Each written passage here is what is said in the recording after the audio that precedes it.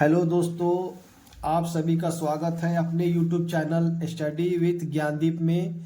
आज हम लोग सीखेंगे परसेंटेज से कुछ महत्वपूर्ण प्रश्न जो अक्सर एग्जाम में पूछे जाते हैं। यहाँ जो भी प्रश्न लिया गया है वो किसी न किसी एग्जाम में पूछा गया है। तो देखिए आज का प्रश्न क्या है। किसी परीक्षा के लिए उत्तीर्णांक 40% है। एक विद्यार्थी ने 185 अंक प्राप्त किए। उत्तीर्णांक का अर्थ हुआ पास मार्क। एक विद्यार्थी ने 185 अंक प्राप्त किए, वो 15 अंकों से अनुत्तीर्ण हो गया। अनुत्तीर्ण हो गया मतलब फेल हो गया। परीक्षा का अधिकतम अंक कितने हैं? अब आइए, फुल मार्क्स हम मान लिए या अधिकतम मार्क्स इसको कह सकते हैं। अधिकतम मार्क्स, अधिकतम अंक। तो अधिकतम अंक कितना है? मान लिए हम x है। उत्तीर्णांक में कितना लाना है? पास होने के लिए लाना है हमको x का 40%। क्लियर। अब जो है विद्यार्थी कितना ला रहा है? 185 मार्क्स ये ला रहा है और 15 अंकों से फेल हो जाए। अगर इसको 15 अंक और मिल जाता तो ये क्या हो जाता? पास हो जाता। तो हम 15 अंक इसमें क्या करेंगे? ऐड कर देंगे। यही 15 अंक की वजह से यह फेल हुआ है। तो 15 अंक और दे दिए तो ये पास हो गया। यहाँ x का 40% होगा तो पास होगा। तो दोनों इक्वल टू हो गया। अब आ जाइए, क्या करेंगे? x का 40%, क्या लिख देंगे इसको? 40/100। इसको क्या लिख देंगे? 15 और 185 हो गया 200। अब आ जाइए, 40 इसको कटा देंगे, 40 बचे 200। x बराबर कितना आ गया? 500। यही x हम लोग क्या माने थे? अधिकतम अंक माने थे। इसमें पूछ क्या रहा है? अधिकतम अंक। अब देखिए ऑप्शन में है 500। हाँ, ऑप्शन नंबर सी में 500 आपका है। ऑप्शन नंबर सी आंसर हो गया आपका। इसी प्रकार एक प्रश्न और हम लोग हल करेंगे। एक छात्र को परीक्षा में उत्तीर्ण होने के लिए 40% अंक लाने थे। उसने 178 अंक प्राप्त किए तथा 22 अंकों से अनुत्तीर्ण घोषित किया गया। कुल पूर्णांक कितने थे? कुल पूर्णांक कितने थे? उत्तीर्ण होने के लिए, पास होने के 40% अंक चाहिए था। फुल मार्क्स पूछ रहा है इसमें।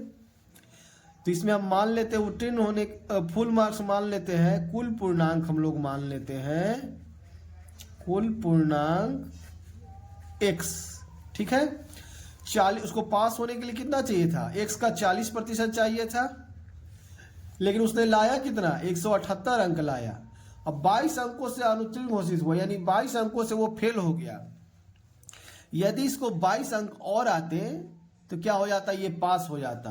अब देखिए तो 178 अंक था, 22 अंक इसको हम और दे दिए तो ये पास हो गया। यहाँ x का 40% लाता तो पास होता। दोनों इक्वल हो गया। अब क्या करेंगे? x का 40/100 इसको जोड़ देंगे तो आ जाएगा 200। 40 बचे 200, x इक्वल टू 500। देखिए तो ऑप्शन में है, हाँ ऑप्शन बी में आपका आंसर हुआ 500। चलिए इसी प्रकार एक प्रश्न और हम लोग हल करते हैं। प्रश्न यही पूछ रहा है कि किसी परीक्षा में उत्तीर्ण होने के लिए 35% अंक लाने होते हैं। एक अभ्यर्थी को 40 अंक मिले तथा वह 30 अंकों से अनुत्तीर्ण हो गया। परीक्षा का अधिकतम अंक कितने हैं? तो इसमें हम लोग क्या करते हैं? अधिकतम अंक मान लेते हैं। अधिकतम अंक मान लेते हैं। अधिकतम अंक कितना है? x है। क्लियर। लाना कितना उत्तीर्ण होने के लिए? इसको x का 35% लाना है। क्लियर। अब आ जाइए, इसको मिला कितना? 40 अंक मिला और ये 30 अंकों से फेल हो गया। तो 30 अंक और जोड़ देंगे तो ये पास हो जाएगा। दोनों बराबर हो जाएगा, यानी x का 35% लाएंगे तो पास होगा, या तो 40 अंक लाया है 30 अंक और लाएगा तो पास होगा। दोनों बराबर हो गया। अब x का 35% कर दीजिए, 40 और 30 70, 35 से कट गया, 35 दूनी 70। x बराबर कितना आ गया? 100 इधर जाकर गुना हो जाएगा 200। देखिए तो कितना इजी प्रश्न है। Answer C. चलिए एक प्रश्न और हम लोग देखते हैं। इसमें यह प्रश्न करता है किसी परीक्षा में a तथा b क्रमशः अधिकतम अंकों का 60% और 30% अंक प्राप्त करते हैं। इनके प्राप्तांकों का योग 783 है। परीक्षा में पूर्णांक कितने थे?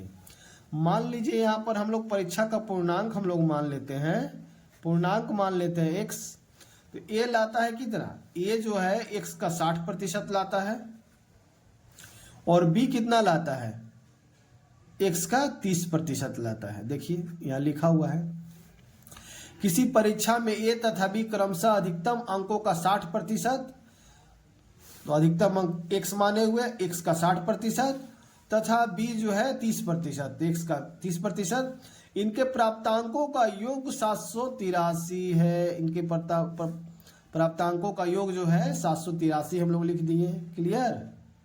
अब आइए इसको डायरेक्ट हम लोग कर सकते हैं, x का 60% है, x का 30% है, तो हम लोग लिख सकते हैं x का 90%, 783। x का 90% है तो 90/100। इसको हल करेंगे, 1 0 से 1 0 काट देंगे,